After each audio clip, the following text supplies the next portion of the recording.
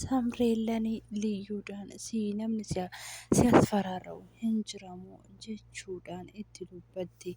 Oduu kana jechaa jirtu daftari Abriqaan barri hanqaaqaatii isaanitti seentee atimoo eenyudha maal gootaasii maal gocha gara kutaa kanaa dhufte jechuudhaan gaafatte. Ashiinis anillee anaa atuyyuu eessa jechuudhaan itti dubbatte akkamitti maaltu sii kaffate akkamitti eenyutu sii bane maal gocha ati dhufte jechuudhaan itti dubbatte. Doktari Ibriqaanis maalinnatii kan koo itti ture garuu eenyu ati jechuudhaan itti dubbatte. Doktari Ibriqaanis yeroo sanitti obbo Baarkot sallaayinatti ergite jechuudhaan dubbate. Yeroo kana keessatti liyyuunis ani deemuu kootii ammuman deemetti nama biraa galchanii jechuudhaan ofitti dubbatte keessa ofitti haafatte. Yeroo kana keessatti Doktari Ibriqaan kottu bahee jechuu jennaan liyyuunis ana uumiyyuu namni tokko naan jechuu hin dandeessu manni kun koodha jettee itti dubbatte. Yeroo kana keessatti liyyuunis yeroo akkasitti bakka teessoo kaatutti Samreellaanis liyyuuyyee jechuudhaan itti dubbatte. Yeroo kana keessatti liyyuu waan garaashii nyaatteef ammaa fi nan deema garuu mooyyuu deebi'ee gaafan dhufu jecha kee kanaaf anaasa godhu jechuudhaan itti dubbatte. Yeroo kana keessatti liyyuunis garmalee waan aarteef Doktari Ibriqaa gaffattartee yeroo baatee deemtutti dabdaabbee Abrahaamii qabattee dhufte waan ta'eef akkamittan dabdaabbii kana isatti kenna jechaaf keessa jedhu waan qabatteef gattee deemte. Samreellaanis liyyuuyyee jechaa osoo yaamaa jirtu isheenis gattee yeroo deemtutti Doktari Ibriqaan jabaadhu homaa miti ishee jechuudhaan liyyuutti Samreellatti dubbatte. Yeroo kana keessatti liyyuunis yeroo kanammaa waan tokko godhee asii deemuu qaba.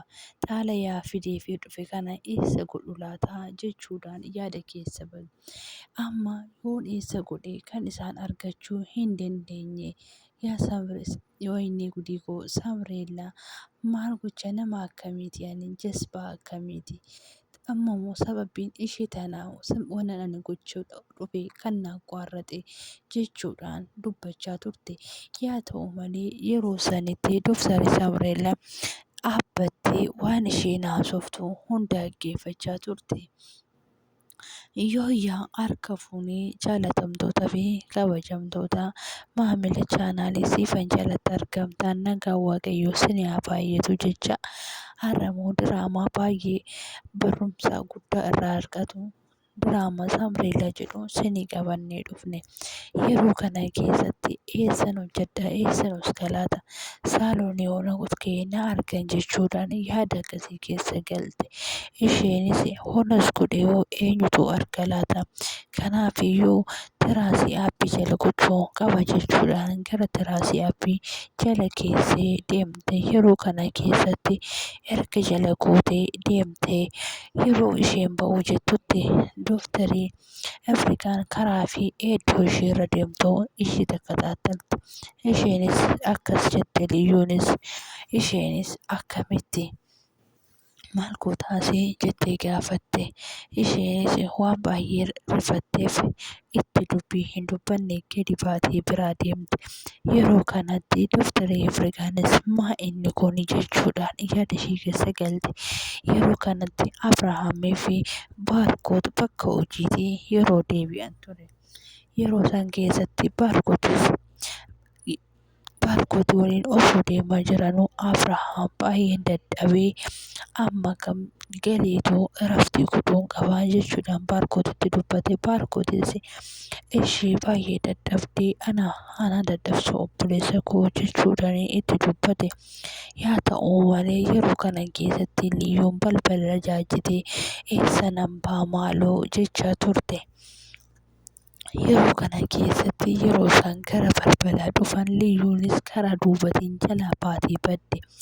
Abrahaam gara kilaasii ofii osoo ol ba'aa jiruu innis tiraasii isaa jalaa dabdaabbicha arge. Yeroo kana keessatti Liyyuutu ammumallee jaalallee keessatti garadda'ee jira. Jaalala sitti haroomee akkamitti dabdaabbii naa barreessite jechuudhaan keessa ofiitti yaada keessa galee osuma jiraa jiruu yeroo kanatti Baarkotis nyaata fudhatee osoo taa'aa jiruu Dooktarri Ifirqaanitti dhufte. Dooktarri Ifirqaanis ammumallee narra taa'uun didduu maal barbaadda ati narraa maaliif sallaayee anaaf wayisdammoo ana duuka bu'aa koo nama naaf gootee jettee gaafate. Innis baay'ee na'ee maal jechuu keetii eenyuun mana kana dhufe jechuudhaan itti dubbate.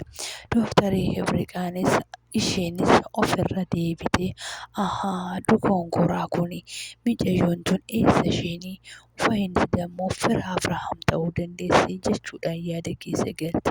Yeroo kana keessatti isheenis hoggas ta'e beekuu hin qabanii dabdaabbii sunis maal akka fidatee dhufe waa'ee Abrahaam ta'uu danda'a jechuudhaan hasaaba ofii qayyarte.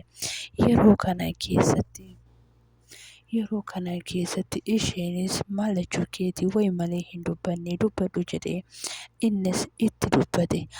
Ani koo beeksisni kiyya bala dawwalanii waan ani badeef waan na gaafataniif firoonni kan koo gara beeksisa koo deeqee waa'ee kiyya waan na gaafataniif isa san dubbachuu barbaade anaaf hoomi natsaannatii kanaafiyyuu natsaannatii koo nana fayyadee hin danda'ama jechuu koodha jettee gaafatte.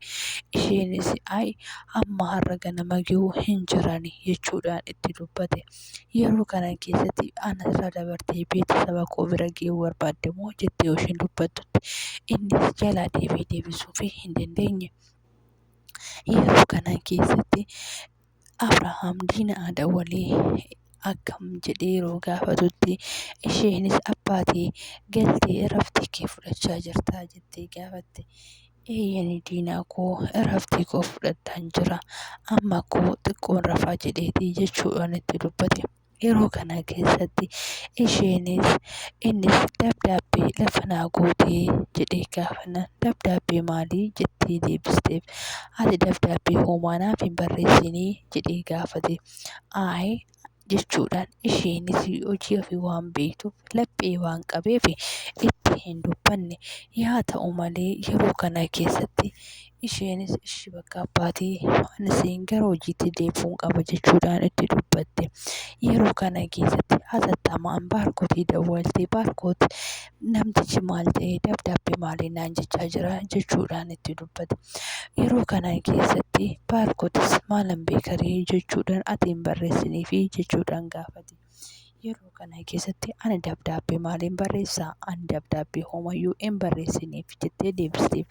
Ishee amma dafiitii hatattamaan deebitii dabdaabbicha jalaa kaasee jechuudhaan itti dubbatte. Yeroo kana keessatti Baarkotis ishee jechuudhaan itti deebisa. Yaa ta'u malee yeroo kana keessatti Baarkotii osoo hin deemin Dooktarri Ifirqaan dabdaabbee kana na harka galuu hin qabu wannis dammoo isaan arguu hin qaban jechuudhaan yaada akkasii waan of keessaa qabduuf dabdaabbee isa fuudhuu gara kilaasii isaa deemte. Yaa ta'u malee yeroo kana keessatti aggaxaamii ta'e.